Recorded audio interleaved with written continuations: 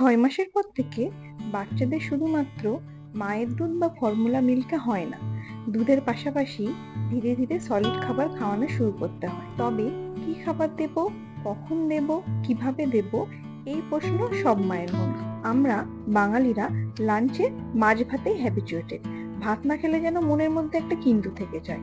আর আমরা যখন মা, তখন বাচ্চারা যদি দুপুরে ভাত না খায়, তখন এই কিন্তুটা চিন্তায় পরিণত হয়ে যায়। আমি বৃষ্টির ১ সপ্তাহের লাঞ্চ মেনু শেয়ার করি। এই ১ সপ্তাহে সব খাবারগুলি বানানো হয়েছে সহজে হজমযোগ্য, পুষ্টিকর ও ঘরোয়া উপকরণ দিয়ে। মনে রাখতে হবে যে প্রতিটা বাচ্চাই আলাদা, তাই নতুন খাবার শুরু করার সময় ধীরে ধীরে ও সতর্কতার সাথে এগোতে হবে। চলুন শুরু করা যাক ছোট্ট সোনার জন্য ৭ দিনের ভালোবাসায় ভরা খাবারের পরিকল্পনা। ভাত, এখানে আমি ভাতের জন্য জেসমিন রাইস ইউজ করেছি। চ্যাং মাছের ঝোল, গাজর দিয়ে, গোটা ঢেঁড়স সেদ্ধ, আলু ভাজা, লেবু। কখনো হাই চেয়ারে বসে খায়, আবার কখনো বসতে চায় না। আমি ওকে জোর করি না, ও বেশ ঘুরে ঘুরে খাওয়াতে স্বাচ্ছন্দ্য বোধ করে।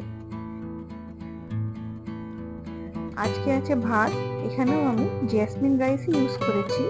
পেঁপে ঘন্ট, শিঙি মাছের ঝোল, টমেটো আলু দিয়ে, লেবু, দুটো চালের পাঁপড়। এই পাঁপড়গুলো আমি রেডিমেড মল থেকে কিনেছি।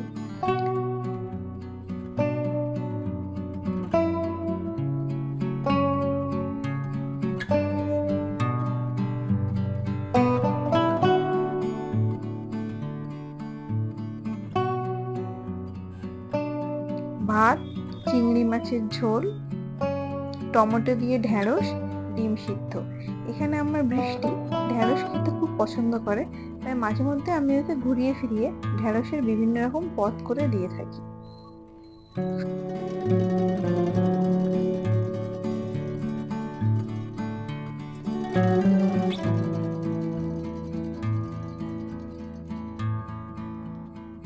ফ্রাইড রাইস, কর্ন, মটরশুঁটি আর গাজর দিয়ে, আর আছে বিনস রোস্টেড করা, আর মাছের ডিম দিয়ে আলু দিয়ে একটা পাতলা ঝোল।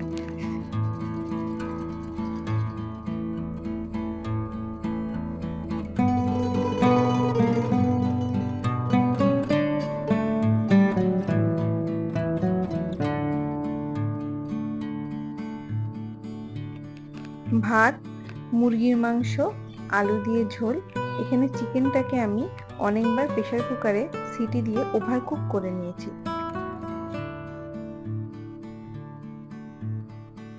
ঝিঙে, বেগুন আর ঢেঁড়স দিয়ে একটা ঘন্ট।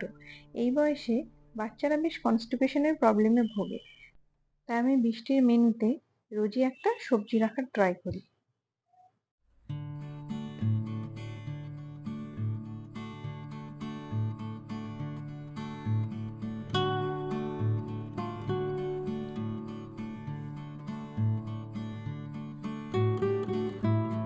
মটরশুঁটি আর বাটার দিয়ে ভাত, পুঁই শাকের তরকারি, আলু জিরে দিয়ে শিঙি মাছের পাতলা ঝোল।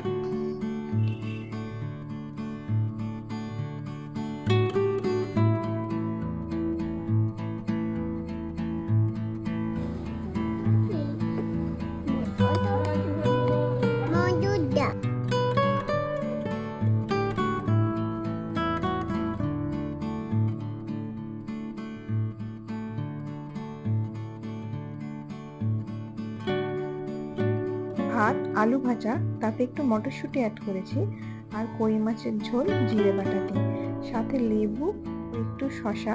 মাছটা আমি ওকে হাতে করে কাটা বেছে খাইয়ে দিই, নয়তো আমি কাটা বেছে দিলে ও নিজে হাতে খেয়ে নেয়।